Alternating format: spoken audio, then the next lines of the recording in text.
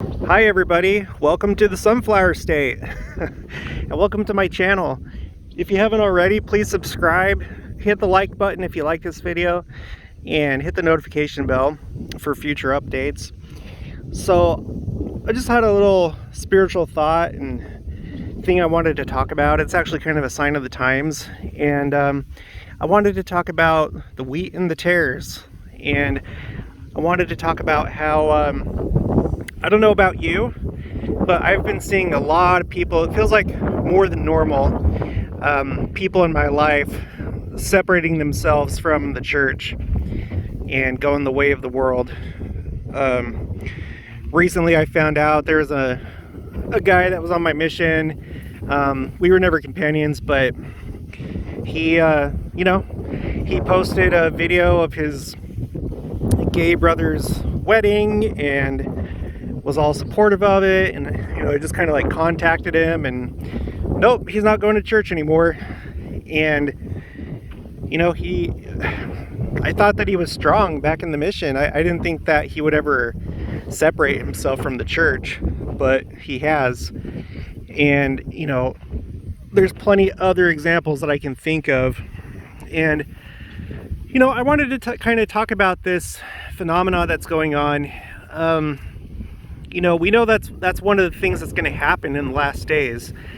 There's going to be a separation of the sheep and the goats, and the wheat is going to be harvested, and the tares are going to be burned up. And I think we see that accelerating, right? We know that the general authorities have said that there's been a hastening of the work. Certainly they're talking about the work that the church is doing, but I think that the Lord is also hastening his work, and things are occurring. And I want to look at this through the lens of narcissism, because if you understand narcissism, then you understand why people are falling away from the church right now. Okay? A narcissist is somebody that is basically not a real person. Okay, they choose like a lifestyle, whether that's like a business person, or maybe it's a religion like the church, or any number of things, because we're all individuals. They pick something that they can really excel at, something that's that they view as advantageous, and then they go for it and they put on that costume. But really what they're doing, they're not doing it necessarily because like that's what they like or that's what they believe. They're doing it because it's they're getting what's called narcissistic supply. That's what psychology calls it. Narcissistic supply is where you get attention, praise, validation, in extreme cases worship. It's basically just other people validating you and telling you how awesome you are. And there's people that live for that. They're called narcissists. When you think back to Christ's day, the narcissists were the Pharisees, some of the scribes, the rabbis, the doctors of the law, the lawyers. Because when you're born into a culture like that, the way to harvest narcissistic supply and to gain status and power and control, it's to become, one of these people. Become a rabbi, become a lawyer. You're gonna be respected, and you're gonna rise up the social ranks. That's essentially what they live for.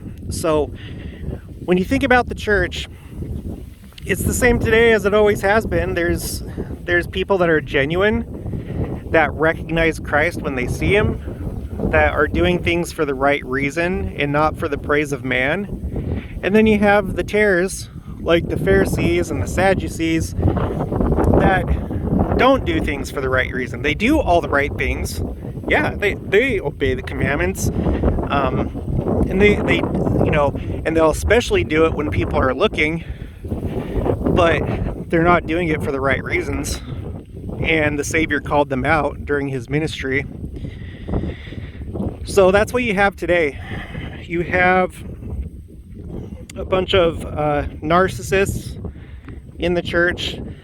You know, maybe they were a convert and they were doing it because they found a community where they could harvest narcissistic supply, you know, because like there's a lot of narcissists that are attracted to just churches because you have a group of kind people that will do things for you and love you unconditionally and accept you. And I mean, it's fertile ground if you're a narcissist. Okay, so there could be converts, or you might be someone that was born into the church and you never really had your own testimony. You're just doing it because that's the culture, right? And I think that's a big problem in places like Utah, Mesa, Arizona, Idaho, you know, places where there's large LDS communities. So what we see going on right now is it's becoming really hard to be both a member of the church and also be accepted socially by the prevailing culture, because they are just driving it home with all of us, like with all these social issues that they're trying to push, and secularization, and you know, there's any number of things. And you know, they put it in commercials and in songs and in the news and in movies and TV, and it's taking hold, and the world is accepting it and embracing it. We're all losing our morals, and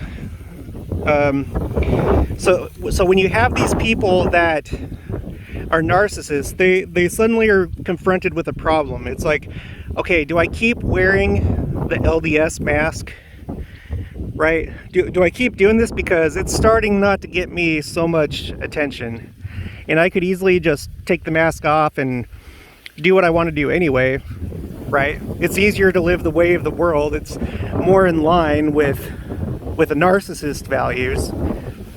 And so, you know, there go the narcissists. And I've seen a lot of them.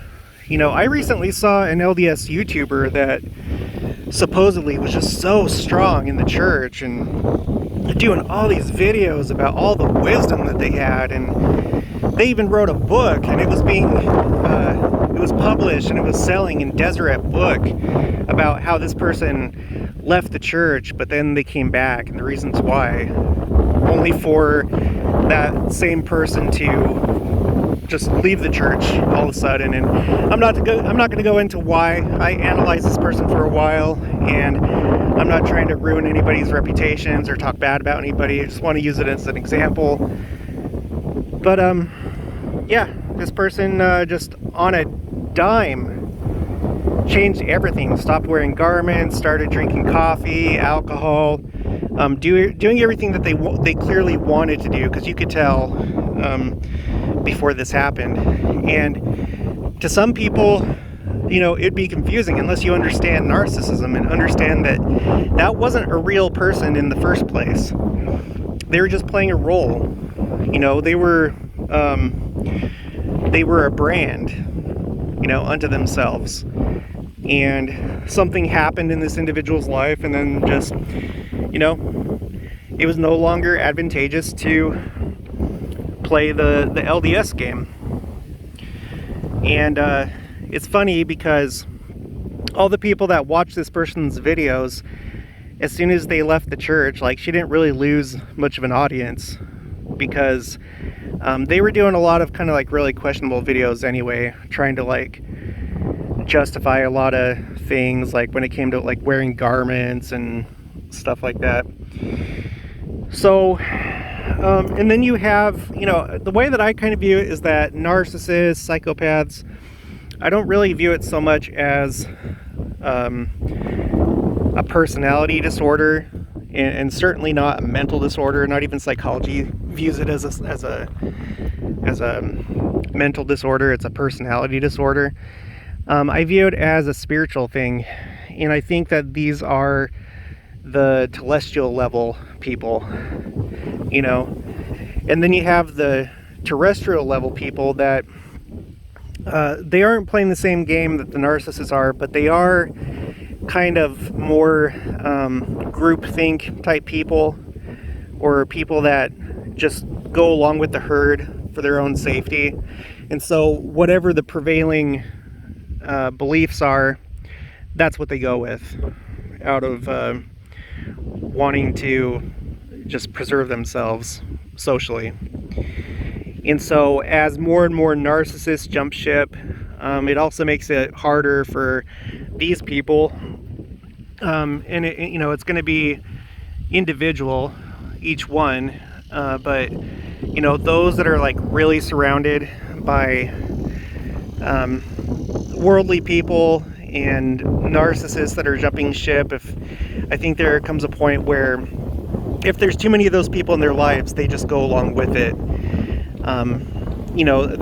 They have less of a backbone than like a empath would. I think that if you're empathic, you're